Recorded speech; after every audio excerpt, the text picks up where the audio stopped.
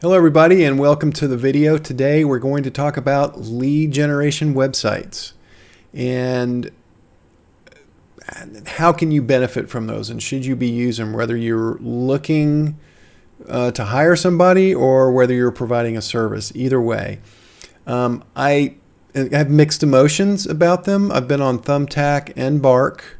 Thumbtack I just don't like. I'm not even going to get into that. I just don't care for it. I'm sure it works for some people, and if it does, that's great, fantastic, use it.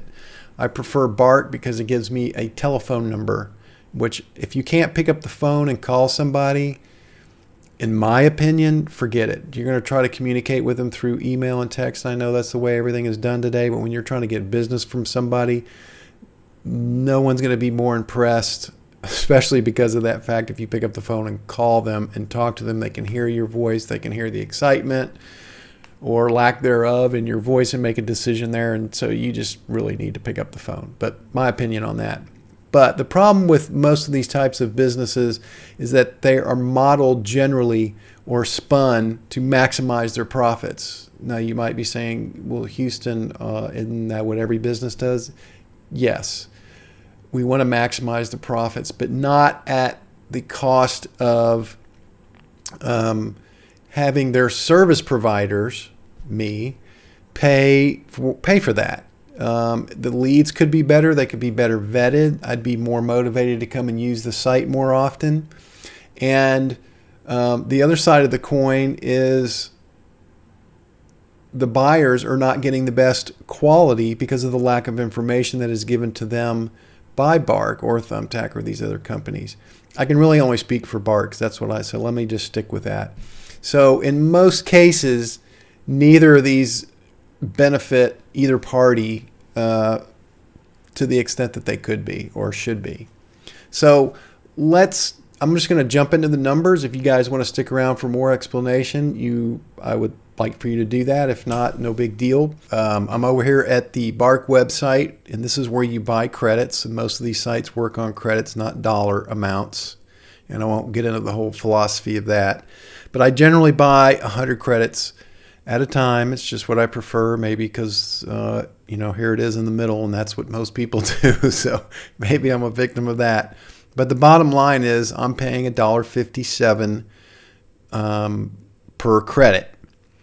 Now, if we go over here and we look at a typical lead, you will see that this lead is going to cost me 14 credits. So the minute I hit submit your details, I will actually see his telephone number and email. It might give me some more information about the job and an opportunity or an interface to connect with him. Personally, I always make the telephone call. But we're here for the numbers. So 14 credits at $1.57 means I'm paying $21.98 for this lead. And you might say, okay, well, that sounds fair. You could potentially make up to $250, maybe more. And I want to bring your attention to this because this is going to come up a little bit later, is this average value. Now, what's weird is, well, it's not weird, but I'm being told roughly what this is, and I'm sure this is based on what everybody else is quoting for this industry for all this criteria, okay? And we'll get into the criteria here later. Right now, I'm kind of speaking from the service provider standpoint. Little overlap, but bear with me. So, all right, so keep in mind, I'm paying $21.98, and I could charge up to $250. I could charge as much as I want, but this is kind of what the industry or currently everybody's getting for it, I guess. So if I do that, and let's go back to my calculated numbers over here. You already knew I was getting or paying $1.56 on average, but my success rate is only 9%. Let's just call that 10 for a nice round number, which means that I'm only landing 1 in 10 jobs that I'm going for. Now, some of you may look at that and go, well, that's about average and that's pretty good. Others may be going, well, maybe you suck and you're not that good. And that's fair, okay? That's fair. But I also know people who've, gone through this, get frustrated, have made, have called back 20 different people or contacted 20 different people and have got nothing, okay? So they've spent 20 times $1.57. So let's just say, roughly 37, 38 bucks, somewhere in there, and got nothing. So this brings me to this. So if I'm only getting 1 in 10, and I told you I paid $21.98 for that person, what am I really paying to obtain a lead? If I'm only getting 1 in 10, then really what I'm paying for, let's go back over here, is I'm paying $21.98 times 10. Because if I did this every single time, and keep in mind I'm using averages here. Sometimes it's only 10 credits, sometimes it's all the way up to 22. It depends on, I guess, what the value that they feel that this lead is. Or how much money you can make off it. I don't know how they figure that, but I know it changes. $21.98, so that means $219.80 by the time I got to a lead that I was actually able to land. Well, if I'm paying $219.80 and I'm looking at this number, this is not making any sense for me whatsoever. So you can already see now, for the person who is looking for the service is kind of losing out, because only people who are, again, my opinion, who are kind of starting off, don't really know better, haven't looked at the numbers, haven't had a chance, they may think it's going to get better, etc., they're going to go for this. So, and I'm not saying that people who don't use this site are not any good, or people who are just starting to use this site are not any good. I'm not saying that, but more than likely they don't really have the skill set at this point. And maybe this particular job doesn't command it, but I don't want to really get out. I'm kind of getting off on a tangent here. I don't want to really go into all the minutia of that. But I think you're kind of seeing my point, is that the numbers really don't work at this rate. I'm going to go back to the spreadsheet, and you can see here that I have spent $1,700, $1,745.70 to be exact, and have earned $4,547.45. That's in 13 months, and I'm only ahead of the game $2,900. Okay, so not terribly exciting, not great. If I stayed on it, the other thing I didn't mention is that I'm not perceiving that, I'm not checking this out every single day. Now, there are times a year I do, like it's kind of slow for me right now. I'm checking on this all the time to see if I have found anything that I want to bid on. There has been some stuff as of late that has been pretty exciting, but it's probably not going to happen for another month or so, even if it does. I mean, who knows? You just never know these clients. Okay, so now I've kind of covered my side and really what it's costing and my experience with this. How I think that it's bad for the person who is looking for the service is that they come to the website and they put in their information, and let's jump over here and do that. So I've already put in general photography for my area. Let's say I'm just looking for that. I'm just going to do a search, and let's go with a headshot. And do I want retouching? Yes, as you guys can tell. And online digital proofs, fine. Select a date, I'm not sure. Continue, blah, blah, blah. Now, two things that they're not asking here. What your budget is. Now, I have heard, and I read on another website, and Bark actually answered this guy and said, we don't ask for budget because people don't know how much this stuff costed. Great, fine, all well and good, I get it. However, when I do productions and stuff and people call me, they have no idea. Some commercial production, am I going to use one camera, two cameras? Do I need an audio guy? Do I need to do a lot of pre-production or post-production?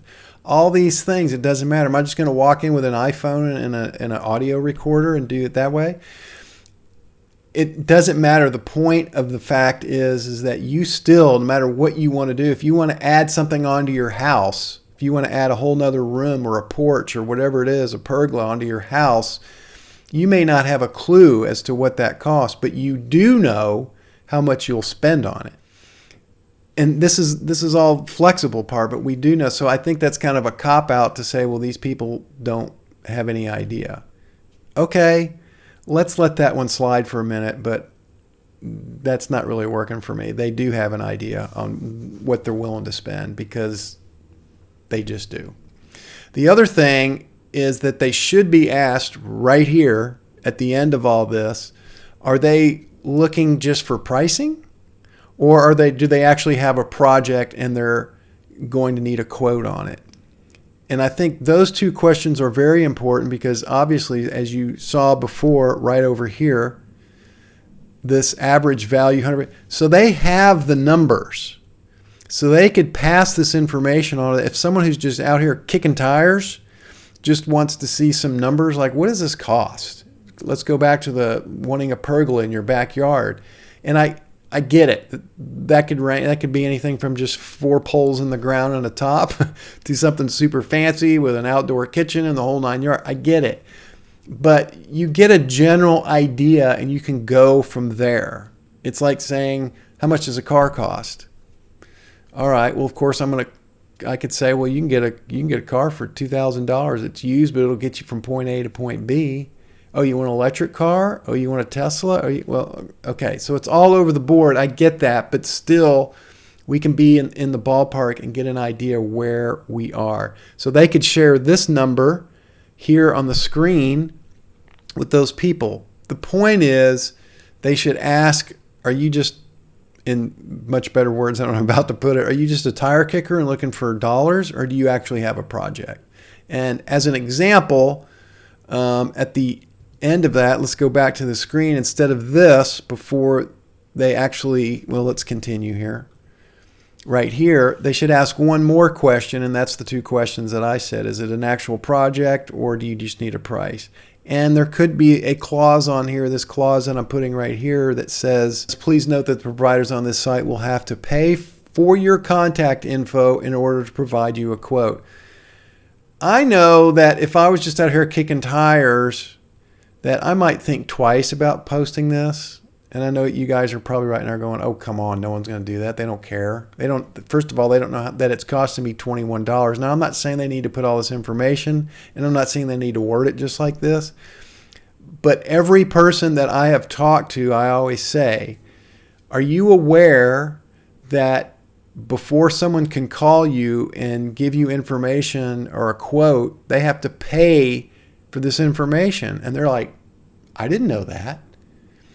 As if to say, I probably wouldn't have done that. I probably would have researched it myself. This is how they're doing their research, and it's costing the providers money to do the research, and the only one making money is Bark. So I think they're doing themselves a disservice, and I think they're doing us a disservice. So really all they're getting are people who are kind of naive to all of this in the beginning. I think the people who are looking for the service, that's a perpetual supply line. But the people that are providing a service, eventually the word is going to get out and more people are going to get educated. They're going to see videos like this, and they're going to think twice about using a service like this. Now, I sound like I'm knocking them. I'm just saying that this is something that should be corrected, that the whole business model is geared more towards just kind of taking advantage, quite frankly. And even though I still use it, I am very picky about who I pick on here now, which is a whole new video about how I might go about doing that. But not that it's any great secret. You just got to be somewhat smart about it, and you're only going to know from experience. But some of them are dead giveaways. Just don't even reply. And which kind of brings you back to the point of, if you're looking for a service and you're not being guided properly how to do it, no one of any value is going to bid on the service. I'm going to use an example. I don't know if you guys have ever heard of, and I'm not affiliated with them, 99 Designs, which you can go to and have like a logo made or any website made or any number of design services.